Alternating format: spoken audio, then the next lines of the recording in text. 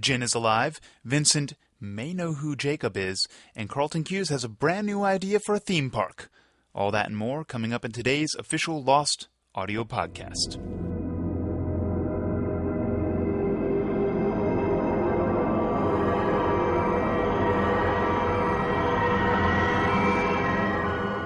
Hello, everyone, and welcome back to the podcast. We're here today with executive producers Damon, Lindelof, and Carlton Cuse to talk about last night's episode, The Little Prince, and drop a few hints of information about our upcoming episode entitled This Place's Death. That episode airs on February 11th at 9 o'clock, followed by a new episode of Life on Mars.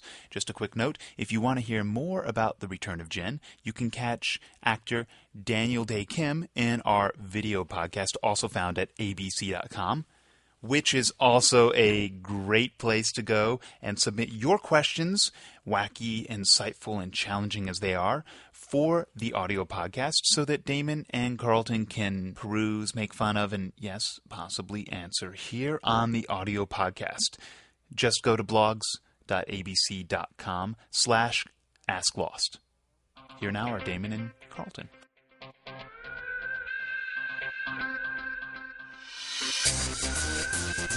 Well, hello, Damon.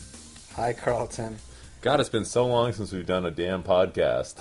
I can tell by your fervor. I'm excited to be actually back in the podcast business. Can you say "damn" on a podcast? You can. All right. You can. We have that's our rules. I It's don't our want podcast, and we can anybody, say "damn" if we want to. Anybody to withdraw sponsorship, considering.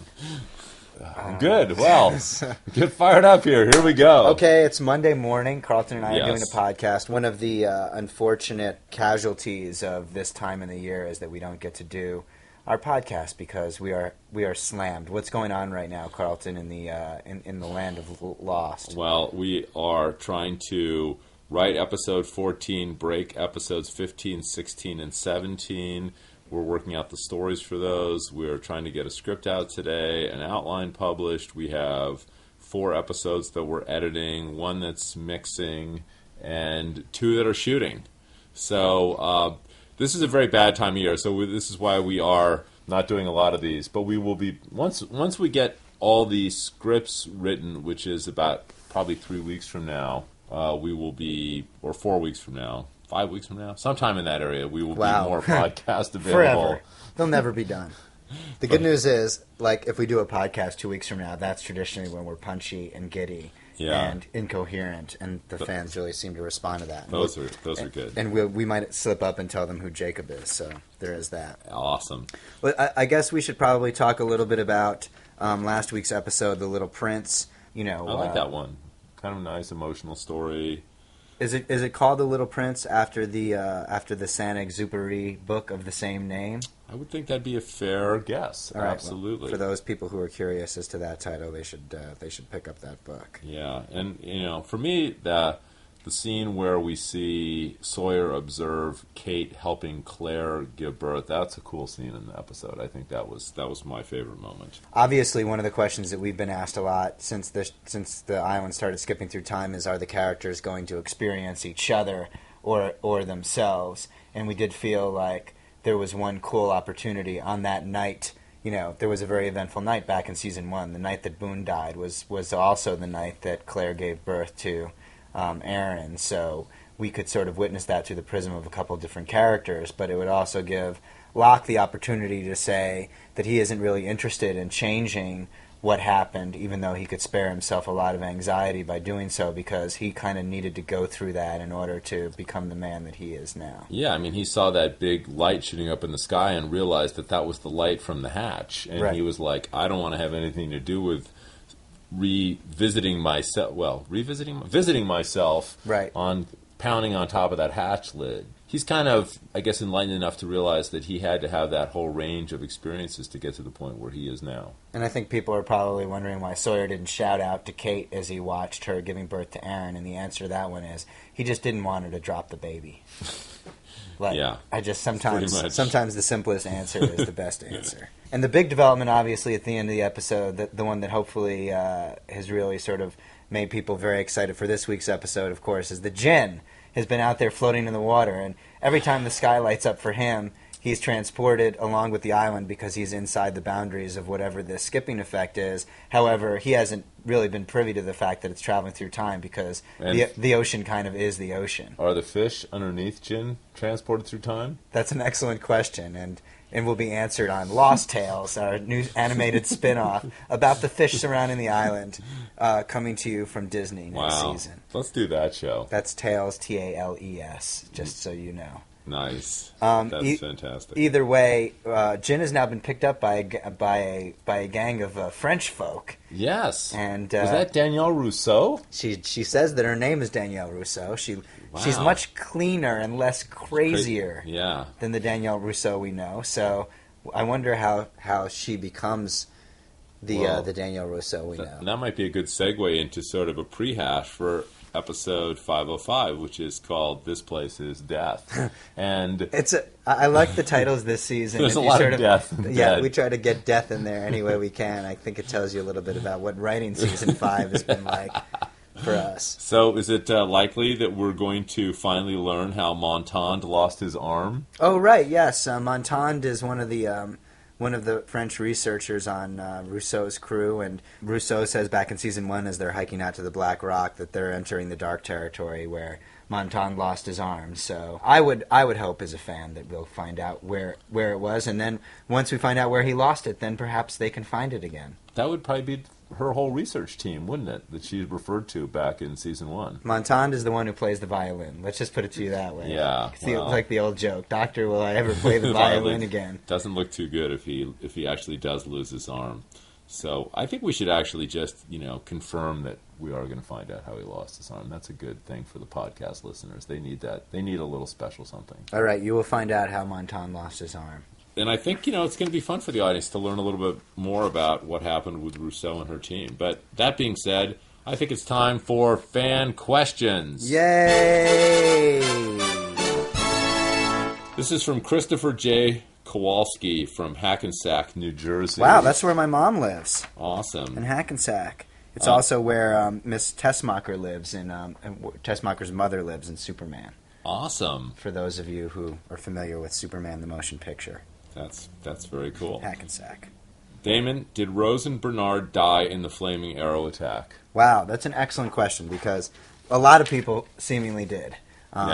Pretty much most of the socks. I think that's a good question to be asking, and one that we shouldn't definitively answer here, Carlton. All I would say is if they died as a result of a flaming arrow attack, I think we would probably show that moment. So I think of all the questions that we're going to be asked over the course of Season 5, the one that we're going to get asked most often is, where and when are Rose and Bernard? I don't actually think that's the question we're going to get asked the most often. I'm trying to divert away from the other questions. I feel like there will be about 10,000 time travel questions for every question about Rose and Bernard. All right, well, we answered that one. They did not die in the flaming arrow attack. Good. I think that's good for everyone to know. My first question for you, Carlton, is from Kirsteny from Larkspur, California. And the question is, hi guys, I want to know if Desmond and Penny's son Charlie is named after her father, who would be Charles Widmore, or Charlie Pace. Also, I would like to say that I am still very mad at you for killing Charlie. Carlton. Well, thank you. Sorry for that. Yes, I think Charlie Pace would be the more reasonable assumption as to who he is named after.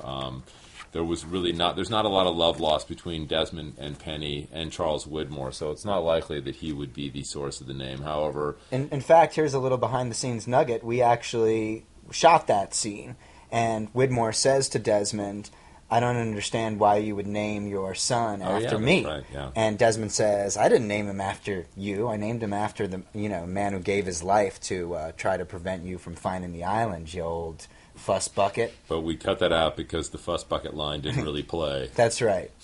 We cut it out because the Widmore scene was much more powerful without the sort of didactic Charlie conversation, and we wanted people to ask us. Yeah. So mission accomplished. And that is true. So yes, Charlie Pace, source of that. Here's an easy one for you, Damon. I'm just starting with lobbing some softballs. Scott Olson in Belle Plaine, Minnesota would like to know from you, just give us, what is the translation of the hieroglyphs found in the frozen donkey wheel cave? The rough translation? No, I think actually the refined translation or the rough translation. I think that the thing about hieroglyphs is they do not translate into actual words or sentences. They're pictograms, so they translate into concepts. And many of the hieroglyphs down in the donkey wheel have to do with resurrection. Yes. We found them basically very often in sort of the tombs of pharaohs. The idea that pharaohs were entombed with all their worldly possessions so that they could return. But we're setting up to higher worlds. Yeah, yes. we're setting up a resurrection theme, and just as part of our prehash, you will be. How about a resurrection theme park? Wouldn't Wow. that be cool to like? Do you have to die to go? As an adjunct to like, there's like Walt Disney World, Epcot, and then there's Resurrection Land. So you bring your dead relatives, and do they have to pay? There's so many possibilities. We need to give this some more thought and maybe Yeah. get back to it on another podcast. I've given it enough thought, and I'm going to pass. But thanks for the suggestion. Okay. All right. Hey, is it possible, Carlton, that the audience might be seeing the Frozen Donkey Wheel again this week? Oh, there's your phone. Well, I'm not going to answer it. It is very possible that they could be seeing the Frozen Donkey Wheel. Again, this Again. week. Yes. Okay. This question's from Linda Griffith, Murphy, Texas. Is it my question? I think you just asked me a question about hieroglyphs. Oh, yeah, you're right. Sorry. And then you started you used it as a backdoor to pitch your theme park idea. So I'm going to ask you my question. Where did Sawyer come up with the nickname Frogurt? SP? Linda's concerned that she maybe didn't spell it right. And what does it mean? I guess Linda didn't see the Mobisode. There is a Mobisode, probably to be found somewhere in the deep bowels of the internet, which features Bowels being the operative word. which features Frogurt. One of our writers, Eddie Kitsis, has a certain obsession with Frogurt, or Neil as he's known, and Eddie has got this amazing ability to sort of delve into the deep details of absolutely minor characters. Not even minor, but I would say Characters characters that that no one exist. else really cares about other than in Eddie's brain. But he somehow wills them into life. So he had this idea for Neil, who was one of the socks who owned a frozen yogurt stand back in the United States, and The origin of Neil, I think, was back in season 2 in SOS, when basically Bernard is putting these letters on Rocks the out rock. on the like ground, Hurley yeah. basically just says, everybody's saying no, even Frogurt, Frogurt, the right. guy who makes frozen yogurt. So they knew that there was a guy named Neil, and he had a frozen yogurt stand, and so they just called him Frogurt. And then for all the fans who are just dying to... Who is this guy? I need to know more about Frogurt. Even after Nikki and Paolo, we really need to know who these other socks are. And by fans, Eddie. Right.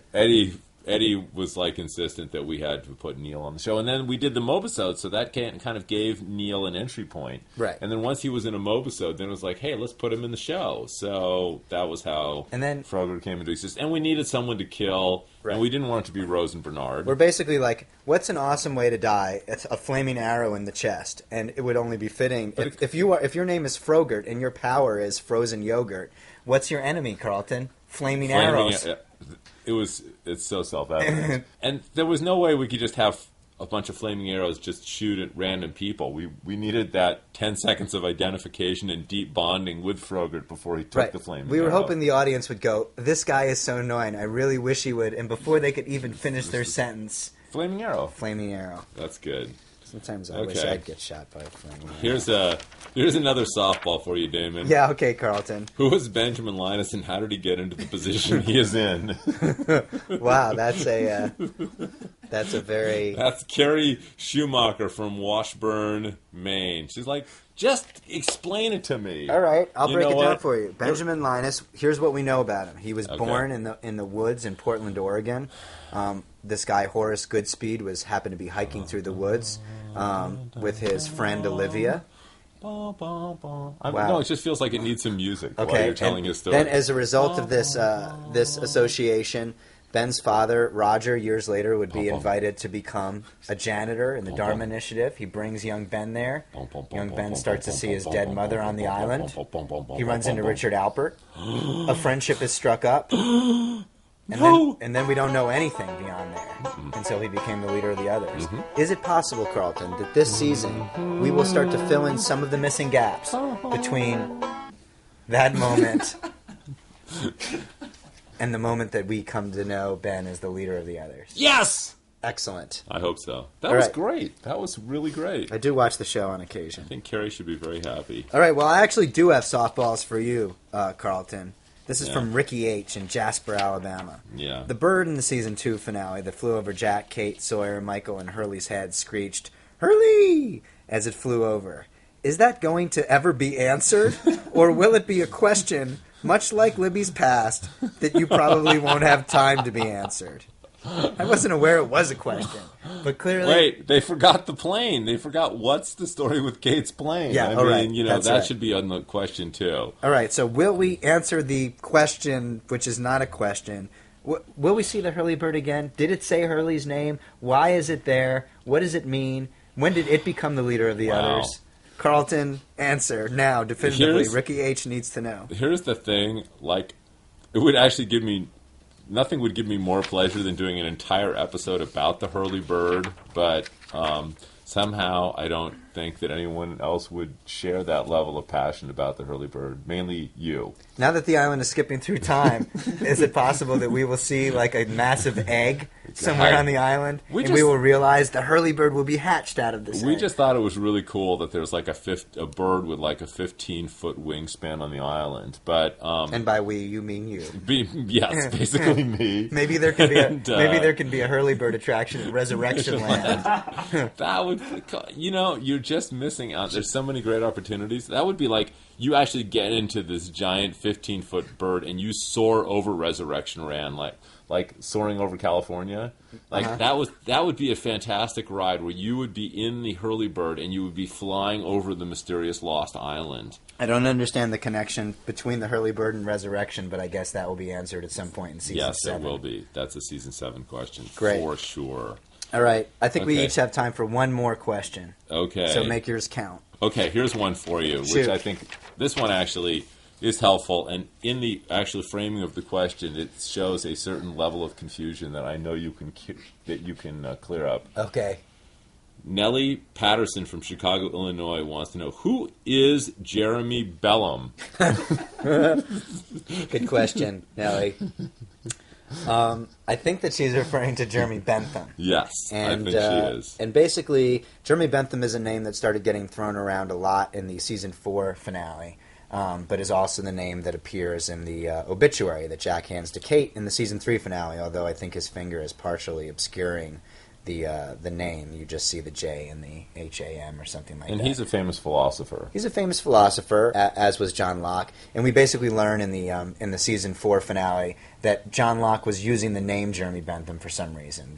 That's the name on the coffin in the funeral home. So when he somehow got off the island, that became his alias, right? Yes, we don't know why, or we don't know Right. how he used that name. Right. But Saeed knows when he goes to pick up Hurley from the mental institution. He asks if Jeremy Bentham came to see him, and Locke goes to Hurley and says, "Jeremy Bentham came to see me." And so there's a lot of Jeremy Benthaming. Jeremy Bentham is Locke. We don't Yes. know why he didn't call himself John Locke when he came back. Maybe because John Locke was supposed to be dead. Are we going to learn how he ended up getting that name, Jeremy Bentham? I would hope so. I mean, That'd be a cool thing to learn. we will not find out how he gets the name Jeremy Bellum. However, just the name Jeremy Bentham. That's for another time. Okay. Very good. All right, my final question for you, Carlton, and it's a doozy, so please indulge me. This is from the Okay. Matt Man in Los Angeles, CA, right here. Vincent question. In the episode Outlaws, Locke tells Kate and Sawyer a story about how when he was young, after his foster sister died, a retriever dog appeared at his house and basically helped the foster mom get through it. This is sort of on the axis of reincarnation, as you'll Good. So this should I'm liking activate this. you. Locke said once the mom passed away years later, the dog left and went back to wherever it came from. I couldn't help but notice the similarity between the behavior of that dog and Vincent. Before Walt left on the raft, he told Shannon that Vincent was there for him after his mom died. Then when he gave him to Shannon, he said Vincent could be there for her after Boone died. So my question is it possible that the Lab and Locke story could be Vincent, like a dog version of whatever Richard Alpert is? Or are they totally different dogs, and there's just a theme that all labs are just good to have around when people die? Does Vincent know who Jacob is? That's my favorite part. Just sneaking that in there at the end. That in there at Does the end. Vincent know who Jacob is? Wow. So there you go, Carlton. That could be the best question ever. I think that those are parallels those were kind of, it's an awesome kind of exegesis of those kind of the whole Vincent story, and finding the parallels to what Locke said is pretty remarkable. But I think, by and large, we just think labs are good dogs. Does Vincent know who Jacob is? And if he did, how could he tell us? Vincent, bang your paws 3 times if Jacob is he might Locke know from the who future. Jacob is, but he is definitely not telling. Okay. The one thing which we have said, and we will say here for all of the fans in the podcast, Vincent definitively will survive till the end of season 6. So he was not killed in the flaming arrow He was attack. not, and there's, Maybe he's taking there's care of only Rose and one Bernard. character that we are going to confirm will make it all the way to the end of Lost, and that is Vincent the dog. That's great. So you Unless should we're be lying. very happy. Anyway, well, on that note, these are the dog days of the season, aren't they? Oh, Carlton. Anyway, we'll be back with another podcast. We're actually going to try to do one next week, and then there might be a break for a couple of weeks, depending on how busy we are. But we do want to try to have some continuity of podcasts. And once we do finish the writing, we will try to get back to you guys between episodes. So please keep sending in your awesome questions. We're sorry we could not get to more of them today. There were lots of other good ones that we will bank, but we still want to hear your new questions about the new upcoming episodes. Like, is it making any sense? All Yeah, right, well. thanks, guys. All right, see you soon. Bye. Bye. That's it for this edition of the Official Lost audio podcast. You can catch more from us in video and audio form at abc.com. And don't forget, This Place's Death airs Wednesday, February 11th at 9 p.m., followed by a new episode of Life on Mars, only on ABC.